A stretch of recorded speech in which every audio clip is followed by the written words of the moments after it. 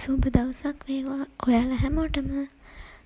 ඉතින් කලින් වීඩියෝ වලදී අපි කතා කරා අපි කොහොමද සෙලර් කනෙක්ට් එකගේ ප්‍රොඩක්ට් එක ඇඩ් කරන්න, ඒ පාර්ට් එක කොහොමද ඩිසයින් කරන්න සහ කොහොමද ඒක ප්‍රෝග්‍රෑමින් කරන්න කියලා.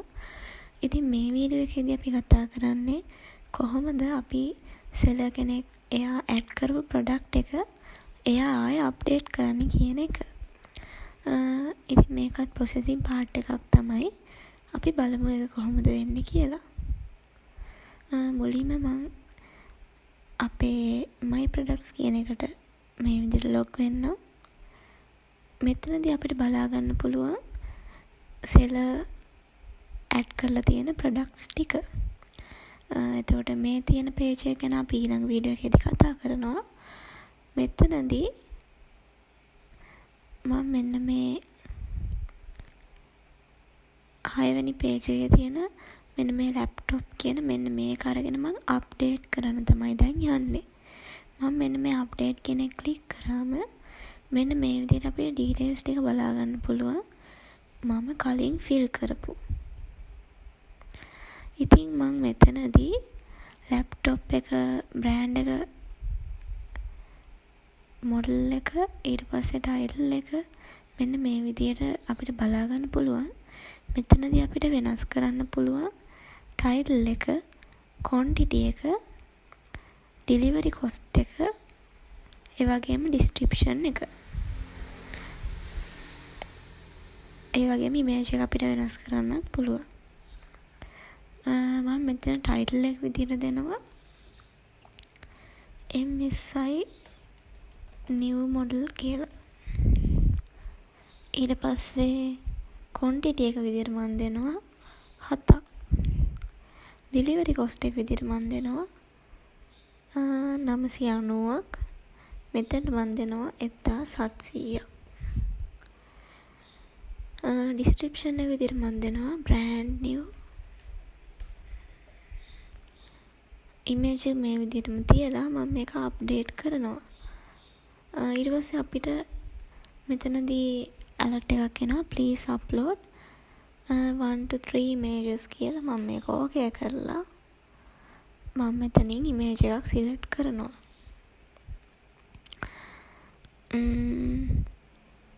මෙතනදී මම තෝරගන්නවා මෙන්න මේ image එක. ඊට පස්සේ මම මෙතන update product කියන එක දුන්නම product update successfully කියලා අපිට alert එකක් එනවා. මම මේක ඕකේ කරාම අපි ආයෙත් reload වෙනවා. return වෙනවා අපේ කලින් my products page එකට. මම මෙතන ගිහිල්ලා 6 වෙනි page එකේ බැලුවම අපිට බලා ගන්න පුළුවන් අපේ details ටික update වෙලා තියෙනවා. මේකේ MSI new model කියලා තියෙනවා. ඒ වගේම items ගාන change වෙලා තියෙනවා. මෙතනදී අපිට පුළුවන් product එක active කරන්න, ඒ වගේම deactive කරන්න. මෙතනදී මම කලින් තිබ්බේ product එක deactive කියලා. මම මේක මේ විදිහට click කරලා මෙතන click කරාට පස්සේ අපිට බලා ගන්න පුළුවන් product status updated successfully කියලා. මම මේක okay කරනවා. එතකොට අපිට දැන් බලා ගන්න පුළුවන් අපේ name එක තියෙනවා, ඊට පස්සේ price එක, ඒ වගේම quantity එක, active ද deactive ද කියන එක මෙන්න මේ විදිහට බලා ගන්න පුළුවන්. ඉතින් අපි දැන් බලමු අපේ processing part එකට දාලා code එක. මේ තියෙන්නේ update product.php file එක. මුලින්ම මෙතනදී මම කලින් ඒ වගේම bootstrap.css file එක සහ මේ icon, ඊට පස්සේ style.css file එක මේ විදිහට මම link කරගෙන තියෙනවා. body එකේදී මම div දෙකක් add කළා. ඊට පස්සේ php එකක් දාලා තියෙනවා. ඒකෙදී header.php file එක සහ connection.php file එක add කරගෙන තියෙනවා. ඊට පස්සේ set එකක් දාලා තියෙනවා මම if එක ඇතුලේ. මෙතන මේ $sign session කියන එකේ මම user table එක අල්ල ගන්නවා. ඊට පස්සේ $email කියන එක assign කරනවා. $sign session කියන එකේ අපේ user ගේ email එකට. ඊට පස්සේ ආයෙත් if එක ඇතුලේ තියෙන set එකක් මේකෙදී අපි $sign session කියන එකෙන් p කියලා අපි product table එක අල්ල ගන්නවා. ඊට පස්සේ $sign product කියන එක equal වෙනවා $sign session එකේ p කියන එකට. ඊට පස්සේ මෙතනදී update product කියන බටන් එක බලා ගන්න පුළුවන්. මෙන්න මේ බටන් එක. ඊට පස්සේ අපි update කියන එකට ගියාම අපිට product category කියන එක හම්බ වෙනවා. ඒක අපි disable කරලා තියෙන්නේ. ඒක අපිට change කරන්න බෑ. ඊට පස්සේ product brand එක ගත්තම brand එකත් අපි disable කරලා තියෙන්නේ. brand එකත් අපිට change කරන්න බෑ. ඒ වගේම model එකත් මම disable කරලා තියෙන්නේ. model එකත් අපිට change කරන්න බෑ. අපිට change කරන්න පුළුවන් title එක, quantity එක, delivery cost එක සහ description එක, ඒ වගේම product image එක විතරයි. මෙතනදී මම PHP model එක add කරාට අපි button එක මේක model එක brand එක category එක disable කරලා තියෙන හින්දා මෙන්න මේ PHP script එකේ තියෙන දේ call වෙන්නේ නැහැ. ඊට පස්සේ product title කියන එක title එකේදී මම මෙන්න මේ input කියන එකේ value එක PHP script එක use කරලා echo කියන එකේ $sign product වලින් අපේ product table එකේ title කියන එක අල්ලගෙන තියෙනවා. ඒ වගේ මේකේ ID එකට මම T කියලා දීලා තියෙනවා. එතකොට ඒකදී වෙන්නේ අපි මෙතන type කරන අලුත් title එක අපේ product table එකේ title කියන column එකට add වෙන එක. අලුතෙන් add වෙන්නේ නැහැ. තියෙන data එක update වෙන එක තමයි වෙන්නේ. ඊට පස්සේ condition එකත් disable. color එකත් අපි disable කරලා තියෙන්නේ.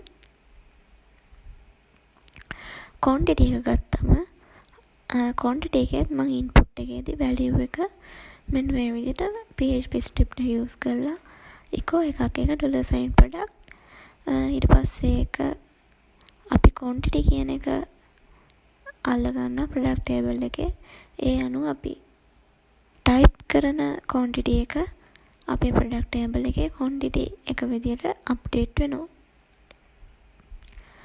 ඊට පස්සේ cost per item කියන එක අපිට change කරන්න බෑ. payment methods විදිහට අපිට මෙතන මේ පොඩි images ටිකක් බලා ගන්න පුළුවන්. icons, logos. delivery cost එක ගත්තම delivery cost එක අපිට change කරන්න පුළුවන්. මෙතනදිත් මම කලින් වගේම PHP කෝ එකක් දීලා තියෙනවා product table එකට. ඒකේ අදාළ delivery fee එක අපි මෙතන type කරන delivery fee එක අනුව update වෙන විදියට. ඒකේ ID එක මම දීලා තියෙන DWC කියලා.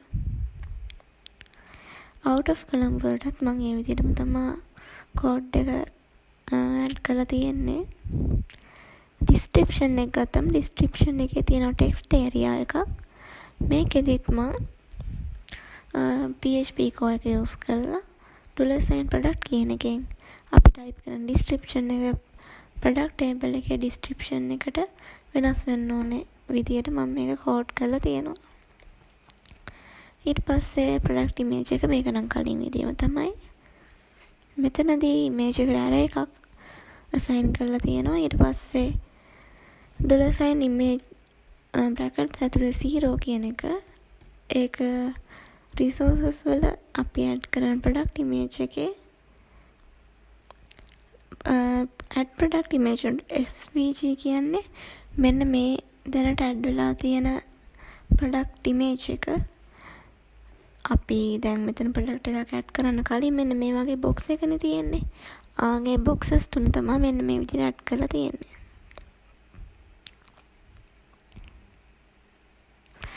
ඊට පස්සේ මෙතනදී මම මේ query එක use කරලා product image කියන table එකෙන් select කරලා ගන්නවා product ID එක $sign product වල ID එකට equal වෙන data ටික.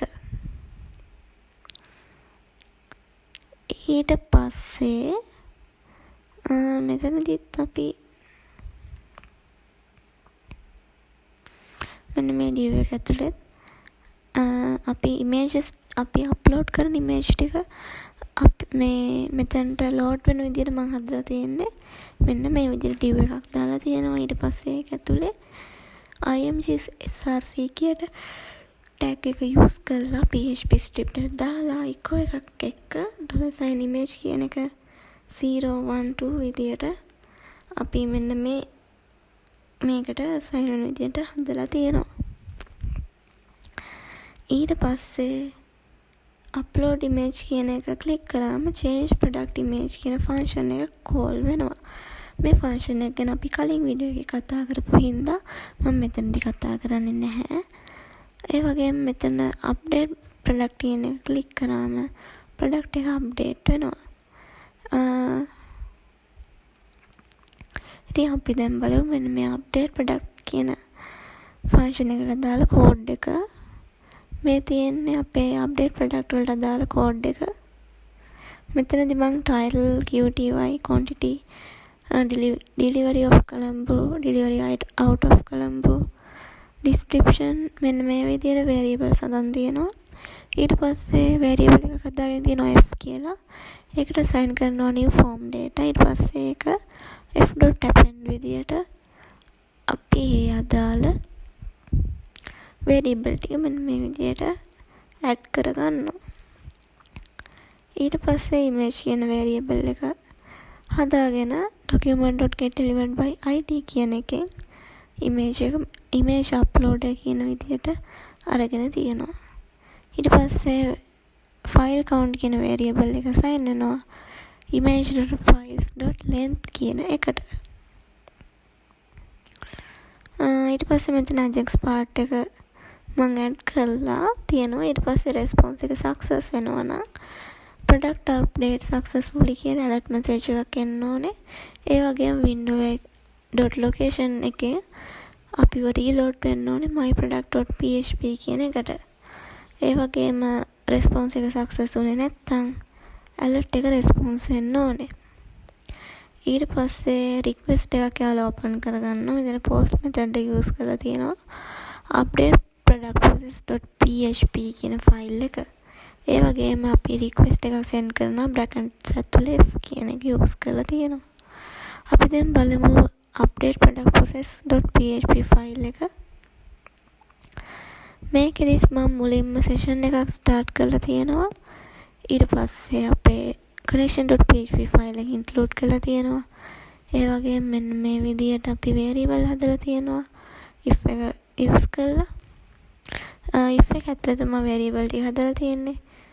මෙතනදී $sign session කියන එකෙන් අපේ product table එක සහ product table එකේ ID එක මෙන්න මේ විදිහට ගන්නවා. ඊට පස්සේ මෙතනදී $sign post method එක use කරලා අපි title එක quantity එක delivery of Colombo සහ delivery out of Colombo ඒ වගේම description එකේ මෙන්න මේ විදිහට හදාගෙන තියෙනවා. ඊට පස්සේ මෙතනදී user update කරන details ටික update වෙන්න ඕන හින්දා database එකේ අපි update query එකක් use කරනවා. product table එකේ set වෙන්න ඕනේ title එක $sign title එකේ තියෙන value එකටත් quantity එක $sign quantity වල තියෙන value එක විදියටත් delivery fee Colombo කියන එක $sign DWC කියන එකේ value එක විදියටත් ඒ විදියට මේ ටික අප්ඩේට් වෙන්න ඕනේ. මෙතනදී ID එක මෙන්න මේ $sign PID කියන එකත් එක assign වෙන ඒවා තමයි මෙන්න මේ විදියට අප්ඩේට් වෙන්නේ. ඊට පස්සේ තියෙන image එක අප්ඩේට් කරන part එක. මේකෙදි allowed image extension විදිහට තියෙන JPG සහ PNG. මෙතනදිත් මම select all from product image. ඊට පස්සේ product ID කියන එක $sign PID එකත් එක්ක equal වෙනවා නම් ඒකේ data ටික අපි select කරලා ගන්නවා. ඒත් එක්කම අපේ පරණ image එක remove වෙන්න ඕනේ. ඒකට දාලා process එක තමයි මේ. එතකොට ඒකෙදිත් මම query එකක් use කරලා තියෙනවා. ඒ query එකේදී අපි delete කරනවා product image එක product ID එක PID එකත් එක්ක equal වෙන. ඊට පස්සේ මෙතනදී අපි බලනවා මෙන්න මේ if එකේදී file extension එක JPG ද කියලා. එහෙමනම් new image extension එක JPG වෙනවා. එහෙම නැත්නම් PNG ද බලනවා. එතකොට new image extension එක PNG වෙනවා. ඊට පස්සේ database එකේ අපි insert කරනවා මෙන්න මේ විදිහට product image එක ඊට පස්සේ ඒක image path සහ product ID කියන එක ඒකේ values විදිහට ගන්න file name එක සහ $PID කියන එක. ඉතින් මේ විදිහට image එක update උනේ නැත්තම් අපිට message එකක් එනවා image extension not allowed කියලා. මොකද මෙතන අපිට JPG සහ PNG files විතරයි upload කරන්න පුළුවන්. ඉතින් මේ විදිහට අපේ process එක හරියට උනොත් echo එකක් එනවා success කියලා. ඊට පස්සේ මෙතනදී මෙයා හරියට image ටික select කරේ නැත්තම් please upload 1 to 3 images කියලා එනවා අපිට කලින් ආවා වගේ. ආයෙත් මෙතන මේ සම්පූර්ණ process එක උනේ නැත්තම් something went wrong try again කියලා message එකක් එනවා. ඉතින් මේ ටික තමයි update product process එකට අදාළව තියෙන්නේ. ඉතින් update product කියන එකේ ඉතුරු ටික ගත්තම අපි sign in වෙලා නැත්තම් මෙන්න මේ විදියට අපිට alert එකක් එනවා please select product first to update කියන එක. sorry මෙතනදී අපි sign වෙලා නැත්තම් නෙමෙයි අපි product එක select කරලා නැත්තම් මෙන්න මේ විදිහට අපිට message එකක් එනවා please select product first to update කියලා. අප්ඩේට් කරන්න කලින් අපි product එක select කරන්න ඕනේ. select කරන්න නැතුව අපිට update කරන්න බෑනේ.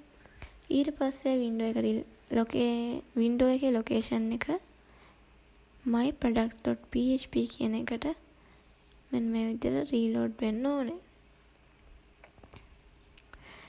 එතකොට මේ විදියට උනේ නැත්තම් process එක ඒ කියන්නේ මෙයා හරියට data ටික add කරේ නැහැ. ඊට පස්සේ මේ විදියට product එක select කරලා නැහැ. ඒ මොනවත් නැත්තම් අපිට alert එකක් එනවා please login first කියලා. මොකද එයා log වෙලා නැති හින්දා තමයි එයාට මොනවත් display වෙන්නේ නැත්තේ. ඊට පස්සේ window එකේ location එක return වෙනවා index.php file එකට. අන්තිමට මම add කරන් තියෙනවා footer.php file එක සහ bootstrap.bundle.js file එක වගේම strip.js file එක. ඉතින් මේ වීඩියෝ එකේදී අපි කතා කරේ කොහොමද අපේ product එක update කරගන්නේ කියලා. මේ processing part එකේ ගොඩක් ඒවා කලින් අපි කතා කරපු product එක add කරගන්න part එකේම ඒකටම අදාළ දේවල් තමයි ගොඩක්ම තිබ්බේ. ඉතින් මේ වීඩියෝ එකේදී අපි කතා කරපු product එක කොහොමද update කරගන්නේ කියන part එක මෙතනින් ඉවරයි. අපි ඊළඟ වීඩියෝ එකේදී අලුත් දෙයක් එක්ක හම්බෙමු. මේ වීඩියෝ එකත් එක්ක එකතු වෙලා හිටිය ඔයාලා හැමෝටම ගොඩක් thank you.